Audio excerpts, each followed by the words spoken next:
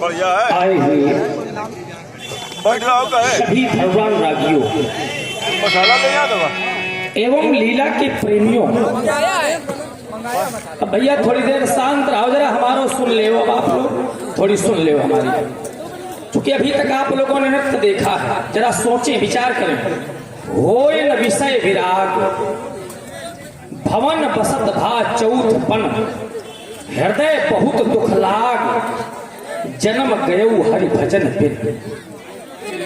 विचार करें, व्यक्ति को जीवन में कभी विषयों से वैराग्य नहीं होता है। हमारे वेद कहते हैं भद्रम कर्णे भी सुनयाम देवा। भद्रम माने अच्छा, अच्छा देखा जाए,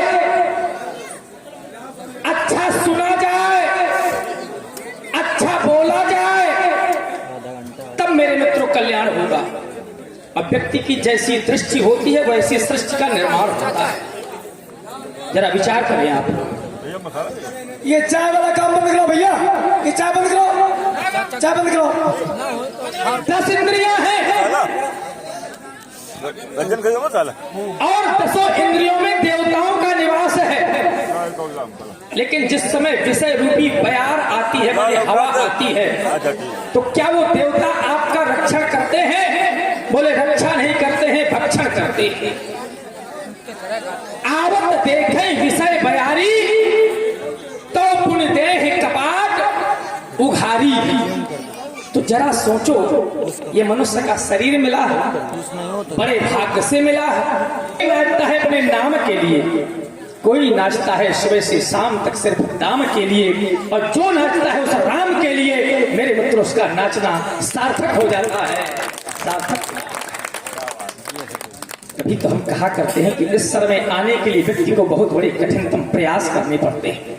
अब प्रयास करने के बाद भी रात्रि जागरण की जाए, उसका हम लाभ न ले पावे, तो हम तो कहा करते हैं, जरा विचार करना। व्यास जी हमारा कहना है कि आवत यही सर, इस सर में आने के लिए व्यक्ति को बहुत बड़े कठिनतम प्रयास करने पड़ते हैं।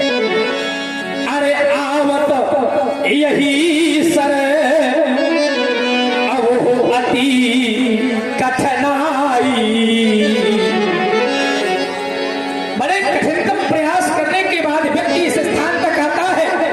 जरा सोचो, अगर परमात्मा की कृपा नहीं होती तो व्यक्ति मेरे मित्रों इस स्थान तक नहीं आ सकता है।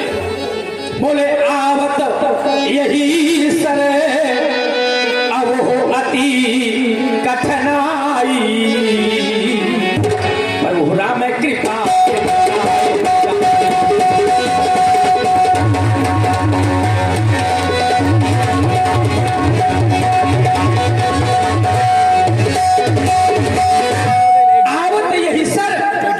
इस सर में आने के लिए व्यक्ति को कठिनतम प्रयास करने पड़ते हैं। अब प्रयास करने के बाद भी जब तक उस परमात्मा की कृपा नहीं होती, तो बोले राम कृपा बिन आए न जाई। मेरे मित्रों, मनुष्य शरीर के लिए 2 बातों की नितांत आवश्यकता है। ध्यान देकर के आप लोग सुनना। पहली आवश्यकता, बोले मनुष्य का शरीर मिला है तो भोजन की।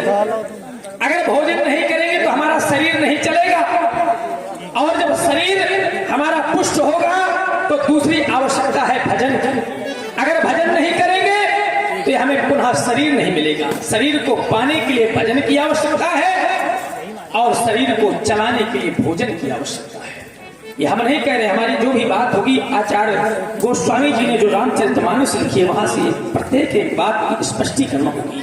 विचार करें, आचार्य गोस्वामी जी क्या कहते हैं कि वारी मथे घृत होय परु। वारी माने जल, जल को मथने से घृत नहीं निकलता है, लेकिन गोस्वामी जी कह रहे हैं कि निकल सकता है। बोले वारी मथे घृत होय परु, और शिकता ते बरुते। सिक्का माने बालू, बालू को मथने से तेल नहीं निकलता, सरसों को पेलने से तेल निकलता है, लेकिन गोस्वामी जी कहते हैं कि बालू को मथने से भी तेल निकल सकता है। बोले भारी मत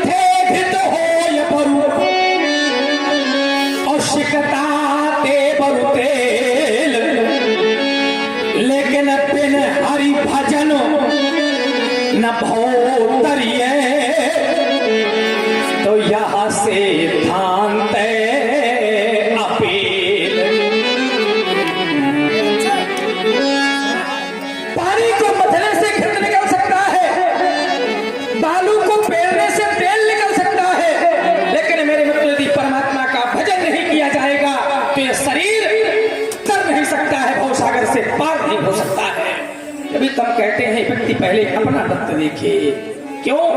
क्योंकि अगर मनुष्य का शरीर पाया और अपने मन को, वाणी को, इंद्रियों को विषयों में लगाया तो किस प्रकार से है कि जैसे आपके सामने दो पात्र रखे हुए हैं, एक पात्र में अमृत भरा हुआ है, एक पात्र में विष भरा हुआ है, और व्यक्ति अमृत का पान न करके विष का पान किए जा रहा है। मेरे मित्रों, ये सबसे बड़ी अज्ञानता है। वो स्वामी जी कहते हैं कि नरतन पाए, मनुष्य का शरीर पाया और क्या किया? बोले अपने मन को, इंद्रियों को विषयों में लगाया तो क्या होगा? बोले नरतन पाए और ये विषय मन दे ही पलट सुधाते सके।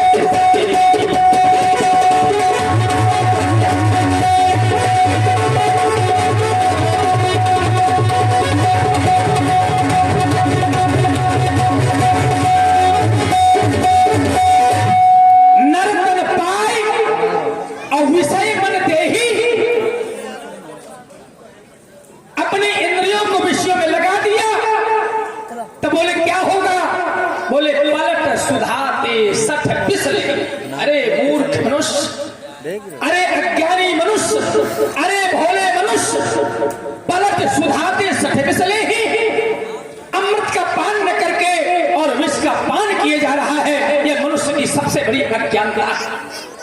विचार करें, हमारे संत कहते हैं कि संसार में मनुष्य जीवन के लिए दो चीजों की विशेष आवश्यकता है, दो ही बातें हैं। कौन? बोले कि जानना और एक मानना। जानने वाले का निरादर और मानने वाले का आदर संसार में सबसे बड़ी अज्ञानता है। हमारे साथ विचार करना। जानना क्या? बोले हम ये जानते हैं कि परमात्मा सत्य है, ईश्वर सत्य है, लेकिन उसको हम मानते थे, उसको भूल बैठे। ये सत्य है, ये संसार जानता है कि कोई ना कोई शक्ति इस संसार में है, और ये हम जानते हैं कि हमारा पुत्र सत्य नहीं है, पत्नी सत्य नहीं है, धन सत्य नहीं है, मकान सत्य नहीं है, यहाँ तक ये शरीर सत्य नहीं है, इसको हम माने बैठे हुए हैं। यही सबसे बड़ी अज्ञानता है। इसी बात को हमारे कबीरदास जी कहते हैं। क्या कहते हैं कि कबीरा सूता क्या करे, बोले काल कहे करके। काल सर पर बैठा हुआ है सबके, पता नहीं हम आज बोल रहे हैं, कल बोल पावे न बोल पावे, इसका कोई ठिकाना नहीं है। यहाँ पर जितने लोग बैठे हैं, कल किसका विछड़न हो जाए कोई ठिकाना नहीं है। इसी बात को कबीरदास जी कहते हैं, बोले कबीरा सूता क्या करे, अब बोले काल कहे करके। बोले ना जाने कि तुम्हारी है, अरे घर हो या परदेश। कहते हैं कि यदि जीवन का कल्याण चाहा, किसी एक व्यक्ति के लिए नहीं कहते, संपूर्ण मानव जीवन के लिए कहते हैं कि यदि जीवन का कल्याण चाहा तो दो बातों का ध्यान। नारायण एक सत्य है और दूजे मृत्यु तू जान। एक तो परमात्मा का भजन सत्य है और दूसरा मृत्यु सत्य है। केवल संसार में दो ही बातें मेरे मित्र सत्य हैं, दो ही बातें सत्य है। बस यही कहना चाहते हैं, क्योंकि हम जानते हैं कि ज्ञान की चर्चा ये गरिष्ठ भोजन है, सबको अच्छा नहीं लगा करता है। तो हमारा कहना है, केवल अपने अंतिम वक्तव्य में कहना चाहते हैं कि कितना भी बड़ा कोई ज्ञानी हो, कितना भी बड़ा कोई धनवान हो, कितना भी बड़ा कोई विज्ञानी हो, भी उपसर्ग है माने विशेष ज्ञानी हो, लेकिन संसार में कोई नहीं रहा है, आया है और एक ना एक दिन कराल काल के काल में उसे जाना ही पड़ा है। तभी तो कहना पड़ गया कि ज्ञान ना रहेगा यहाँ ज्ञानी रह जाएंगे। अरे ज्ञान ना रहेगा यहाँ न ज्ञानी रह जाएंगे, ये महल ना रहेंगे यहाँ न तो महले रह जाएंगे, ये राज ना रहेंगे यहाँ, अरे राज ना रहेंगे यहाँ, न राजधानी रह जाएगी और कहने को केवल कहानी रह जाएगी। बस यही सबसे बड़ा मेरे मित्रों सुख है हमारे जीवन का, क्योंकि हरे वृक्ष की सूखी डाली नहीं होती, हरे वृक्ष की सूखी डाली नहीं होती, बंद किस्मत की कोई ताली नहीं होती, और जो हर चर्चा में या अच्छी चर्चा में बजाए कोई ताली, उसकी ताली कभी खाली। मिथिला के राजमंत्री बने, चाहते हैं यह समय ज्ञान चर्चा का नहीं। आज हमारा कर्म पथ कह रहा है सिर्फ अपने कार्य के लेकर सर हो। हमारा कार्य है भूतेश्वर के विशाल आए दर्शकों को पांडाल की परम पुनीत भेद का प्रस्थापित करवाना है। तो कहना चाहते हैं कि ये मैथिली मध्यसन आज मनाना होगा। क्यों? क्योंकि है कौन वीर इस महिमंडल में, सबको स्पष्ट कर दिखलाना होगा। दिखलाने के तारतम्य में चाहते हैं आज अजगों को पांडाल की परम पुनीत भेद का प्रस्थापित करवाना है। इसके लिए हमें आवश्यकता है मतवाले वीर बली पराक्रमी बलशाली मल्लों। हमारी मिथिलांतर्गत 5000 मल्लशालाएं हैं। 5000 मल्लशालाओं में है सर्वश्रेष्ठ विजय मल्लशाला। विजय मल्लशाला के कुछ पराक्रमी बलशाली वीर बली मल्लों को आदेशित करते हुए हमारे समीप लेकर के आओ। हमारा कहना है कि मतवाले जो मल्ल हैं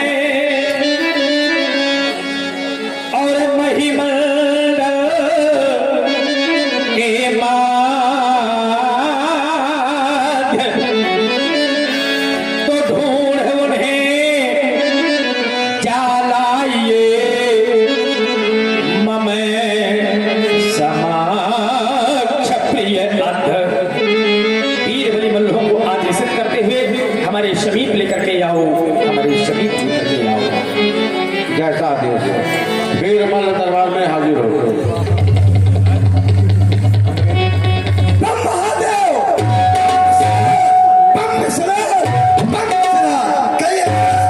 ये मल्लशाला से पीर बलिनायक को बुलाया और कहते महाराज आपकी सभी आज्ञा हमारे सिरोधार है।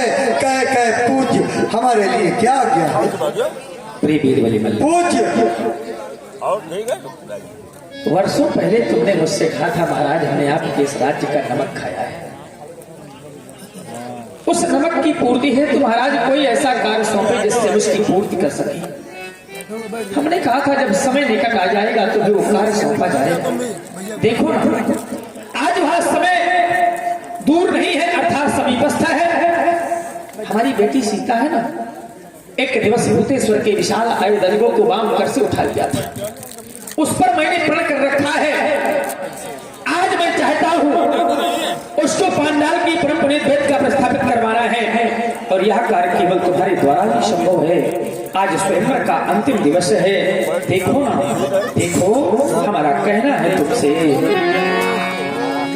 कि दशमास व्यतीत हुए अर्थात 13 मास और 29 दिन व्यतीत हो चुके हैं। आज स्वयंवर का अंतिम दिवस है। वो दशमास व्यतीत हुए ये चुरे रब आए यहाँ पे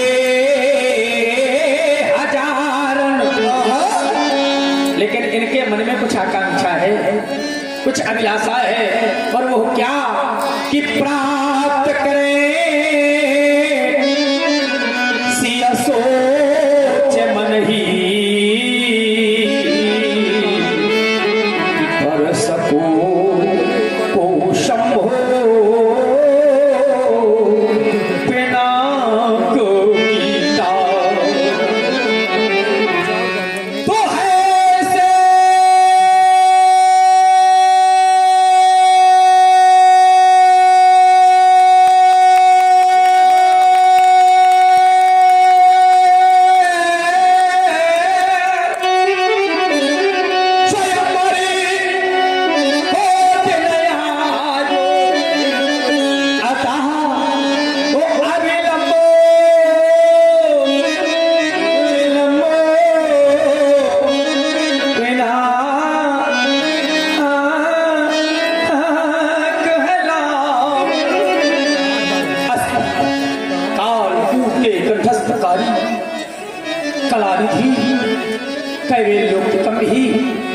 अमर की अपेक्षा का तुल्य अद्वितीय अनुपमीय प्रभु चुड़ांत चितरंजन चार चार अविरल अजगो को बंदा हेतु मम्मद्ध प्रीति बलि मल्लह देखो ना उस विमल विशाख वेदिका पर अजगो अखंड पर उसके महान दंड को लाकर अविलंब शीघ्राति शीघ्र स्थापित करा दो शीघ्राति शीघ्र स्थापित करा दो शीघ्राति शीघ्र आप बोलिए महाराज।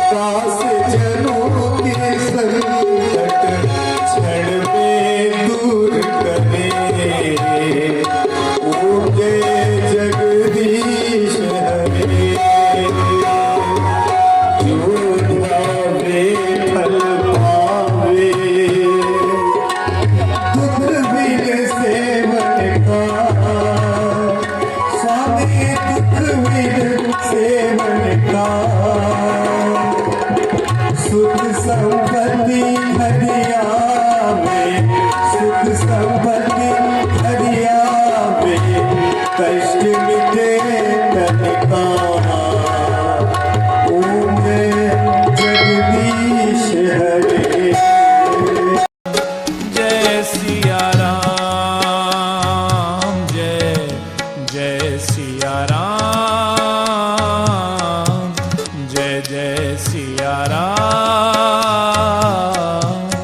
जय जय सिया राम।